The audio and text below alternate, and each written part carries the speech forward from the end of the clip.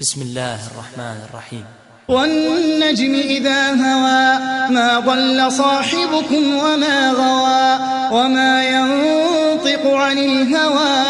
إن هو إلا وحي يوحى علمه شديد القوى ذو مرة فاستوى وهو بالأفق الأعلى ثم دنا فتدلى فكان قاب قوسين أو أدنى فأوحى إلى عبده ما أوحى ما كذب الفؤاد ما رأى أفتمارونه على ما يرى ولقد رآه نزلة أخرى عند سدرة المنتهى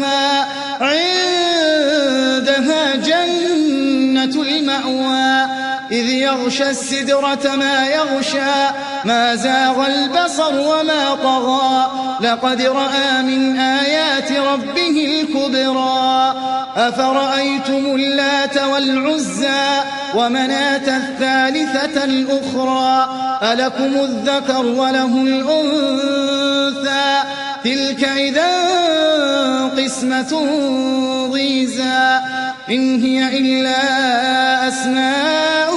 سميتموها أنتم وآباؤكم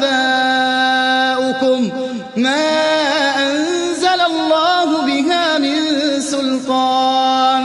إن يتبعون إلا الظن وما تهوى الأنفس ولقد جاءهم من ربهم الهدى أم للإنسان ما تمنى فلله الآخرة والأولى وكم من ملك في السماوات لا تغني شفاعتهم شيئا إلا من بعد أن يأذن الله لمن يشاء ويرضى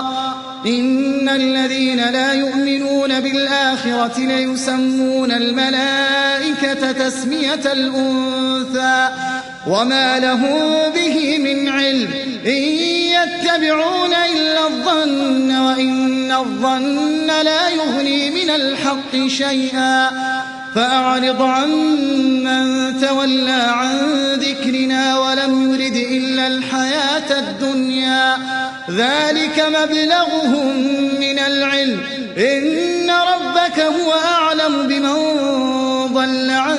سبيله وهو أعلم بمن اهتدى ولله ما في السماوات وما في الأرض ليجزي الذين أساءوا بما عملوا ويجزي الذين أحسنوا بالحسنى الذين يجتنبون كبائر الإثم والفواحش إلا اللمم إن ربك واسع المغفرة هو أعلم بكم إذ أنشاكم من الأرض وإذ أنتم أجنة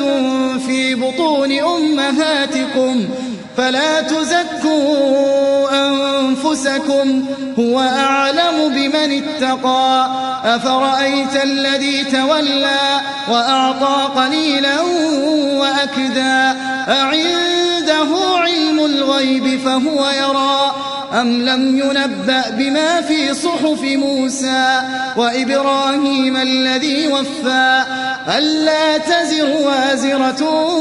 وزر أخرى وأن ليس للإنسان إلا ما سعى وأن سعيه سوف يرى ثم يجزاه الجزاء الأوفى وأن إلى ربك المنتهى وأنه هو أضحك وأبكى وأنه هو أمات وأحيا وأنه خلق الزوجين الذكر والأنثى من نطفة إذا تمنى وأن عليه النشأة الأخرى وأنه هو أغنى وأقنى وأنه هو رب الشعرى وأنه أهلك عادا الأولى وثمود فما أبقى وقوم نوح من قبل إنهم كانوا هم أظلم وأطغى والمؤتفكة أهوى فغشاها ما غشى فبأي آلاء ربك تتمارى هذا نذير من النذر الأولى أزفت الآزفة ليس لها من دون الله كاشفة أفمن هذا الحديث تعجبون وتضحكون ولا تبكون وأنتم سامدون فاسجدوا لله